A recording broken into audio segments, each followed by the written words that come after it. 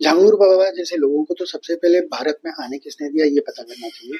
और झांगुर बाबा जो कार्य कर रहे हैं, देखिए हमारा संविधान कहता है, हमारा संविधान यही कहता है कि सारे धर्म एक है। हम सब कुछ मानते हैं कि जब सब एक हैं तो ये धर्माकरण करने की जरूरत क्या है। आप बताना क्या चाहते हैं। तो झांगुर बाबा जो ये जाल फेंक के धर्म परिवर्तन करवा रहे हैं, लालच दे के, पैसे दे के, धमका डरा के, शायद ये गलत है। शायद नहीं, मैं तो बोलूंगा ये गलत ही है। और हमारी सरकार इतनी सक्षम है कि वो इसके ऊपर कार्यवाही करेगी। ऑलरेडी कार्रवाई चालू हो चुकी है। उनकी जो प्रॉपर्टी थी वो ऑलरेडी तोड़ी जा चुकी है। और इसके ऊपर और सख्त कदम उठा के सरकार जरूर कुछ ना कुछ करे, नियम लेगी, बनाएगी और इनके ऊपर अपने जो भी सजा है उनको सजा दी जाएगी। से बाबा बागेश्वर नाम की बाबा बागेश्वर की बयान को कैसे देखते हैं? जिस तरह से उन्होंने कहा है कि बड़े लोग जो है वो मतलब हिंदुस्तान के खिलाफ है, हिंदुओं के खिलाफ है। बागेश्वर बाबा की ये खुद की सोच है। उन्होंने जो बोला, उन्होंने अपने विचारधारा प्रकट किए हैं। लेकिन हाँ, मेरे को एक बात बहुत अच्छी लगी, बागेश्वर बाबा ने लंदन जाके जो हनुमान चालीसा करवाई, लोगों को बताया कि हिंदुत्व क्या है, हिंदू धर्म क्या होता है, सनातन धर्म को का प्रचार कर रहे हैं। तो मैं उससे बहुत खुश हूँ। लेकिन बाकी जो उनकी सोच विचार है, उन्होंने अपने सोच विचार प्रकट किए, उसके ऊपर मैं टिप्पणी करने वाला कौन होता।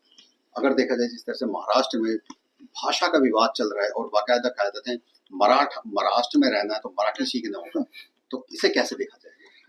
देखिए, हर भाषा अपने अपने राज्य के लिए एक बहुमूल्य चीज होती है, उसकी पहचान होती है। आप पहचान बना सकते हैं, जबरदस्ती थोप नहीं सकते हैं। तो आप जबरदस्ती लोगों को बोले कि सीखना जरूरी है या आपको आना जरूरी है, ये तरीका नहीं है। आपको अगर चाहिए कि महाराष्ट्र के अंदर लोगों को मराठी आनी चाहिए, आप जाइए, सिखाइए, अच्छे तरीके से सिखाइए, स्कूल में कंपलसरी कीजिए, लोगों को अच्छे से बताना।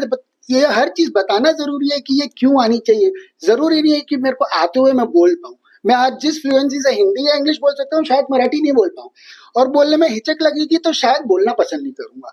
तो आप ये चीज बढ़ावा दीजिए लोगों को कि कैसे सिखाएं, कैसे बोले जाए, ना कि जबरदस्ती मारपीट करके उनको थोपी जाए कि आपको मराठी महाराष्ट्र में रहना है तो मराठी आनी चाहिए। तो इस तरीके से तो हमको चंडीगढ़ में रहना है तो हमको पंजाबी आनी चाहिए, और हमको अगर साउथ के कोई क्षेत्र में रहना है तो हमको साउथ इंडियन लैंग्वेज आनी चाहिए। तो मतलब हम कितनी लैंग्वेज सीखे? विपक्ष ने सवाल नहीं उठाया, उन्होंने हंगामा ही कराया।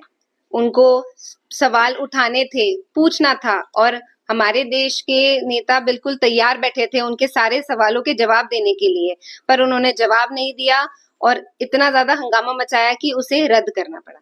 अगर देखा जाए जिस तरह पहलगांव में हमला हुआ, ऑपरेशन सिंदूर एक भारत की बहुत बड़ी उपलब्धि है, मगर विपक्ष पर सवाल उठा रहा है और बार बार स्पष्टीकरण मांग रहा है। विपक्ष हमेशा हमारे राज्य के नेताओं को गिराने की ही बात कर रहे हैं। वो इस चीज में मान्यता दे ही नहीं रहे हैं कि ऐसा कोई भी चीज हमारे देश में कभी हुई नहीं। जिन्होंने आतंकवाद को बिल्कुल खत्म कर दिया, आतंकवादियों के गढ़ में जाके उनको मार दिया, इस चीज के बारे में उनको ज्यादा जानकारी मिलनी चाहिए। लेकिन वो बस हमारे राज्य के नेताओं को गिराने के लिए विपक्ष उस चीज को दिखावा कर रहे हैं। देखा जाए कहा जा रहा है कि भारत में शिक्षा का भगवाकरण किया जा रहा है। क्या लगता है ये कहाँ तक सही है? मुझे नहीं लगता कि शिक्षा का भगवाकरण करा जा रहा है। शिक्षा में पहले जैसे अकबर बाबर के बारे में बताया जाता था, अब अगर वो हमें हमारे महाराणा प्रताप जी के बारे में, शिवाजी महाराज के बारे में, भगवत गीता के बारे में अगर कुछ विचारधाराएं हमारे जो यंग जनरेशन है, बच्चे हैं, उनको कुछ सिखाना चाह रहे हैं तो ये एक अच्छी बात है। इसका भगवाकरण से कोई लेना देना नहीं। आप देश को क्या मैसेज देना चाहेंगे? मैं यही मैसेज देना चाहूंगी, जैसे हमें सब लोगों को साथ जुटकर मिलकर हमारे नरेंद्र मोदी जी जिन चंद पदों पे चल रहे हैं उनको उनका सहायता करनी चाहिए, उनका सहयोग करना चाहिए, और उन्हें हमें सब लोगों को मिलकर हमारे देश को एक ऐसे शिखर तक पहुंचाना चाहिए जहां तक अभी किसी ने नहीं देखा।